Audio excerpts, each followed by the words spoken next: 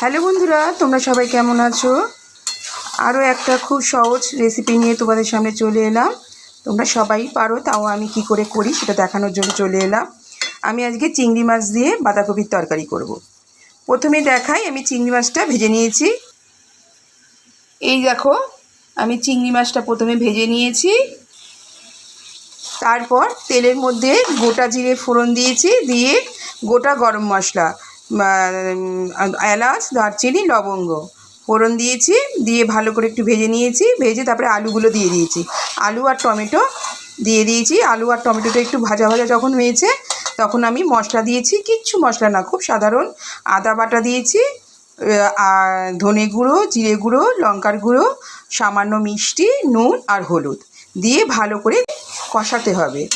এই যে ভালো করে আমি কষিয়ে নিয়েছি, দেখো তেল ছেড়ে দিয়েছে। এবার আমি বাঁধাকপিটা কিভাবে রেডি করেছি দেখাচ্ছি। এই দেখো, বাঁধাকপিটা আমি একটু হলুদ দিয়ে ভালো করে চটকে নিয়ে রেখেছি, তাতে জলটা ঝরে যাবে। তাহলে প্রেশার কুকারে সেদ্ধ করতে হবে না, তাহলে তাড়াতাড়ি বাঁধাকপিটা সেদ্ধ হয়ে যাবে। হলুদ দিয়ে আমি এই 10 মিনিট মাখিয়ে ভালো করে চটকে রেখে দিয়েছি। এই যে আলুটা যে মশলার সাথে কষানো হয়ে গেছে, এবার আমি বাঁধাকপিটা এর মধ্যে দিয়ে দেবো। দিয়ে দিই, তারপর দেখাচ্ছি। এই দেখো বন্ধুরা, আমি বাঁধাকপিটা দিয়ে দিয়েছি। এবার আমি গ্যাসটা একদম কমিয়ে দিয়ে ঢাকা দিয়ে দেবো, যাতে বাঁধাকপিটা ভালো করে সেদ্ধ হয়ে যায়। এই দেখো বন্ধুরা, বাঁধাকপিটা সেদ্ধ হয়ে গেছে। আমি এই গরম মশলার গুঁড়ো দিয়ে দিয়েছি। এবার আমি এই যে চিংড়ি মাছগুলো দিয়ে দিচ্ছি। এবার চিংড়ি মাছ দিয়ে বাঁধাকপিটাকে ভালো করে আমি নাড়িয়ে দেবো, মিশিয়ে দেবো। এবার গ্যাসটা আমি জোরে দিয়ে দিয়েছি।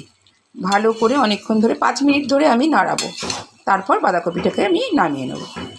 বন্ধুরা, আমার বাঁধাকপিটা নাড়াচাড়া করা হয়ে গেছে চিংড়ি মাছ দিয়ে। দেখুন মাখা মাখা হয়ে গেছে, একদম রেডি বাঁধাকপি। চিংড়ি মাছ দিয়ে বাঁধাকপি একদম রেডি।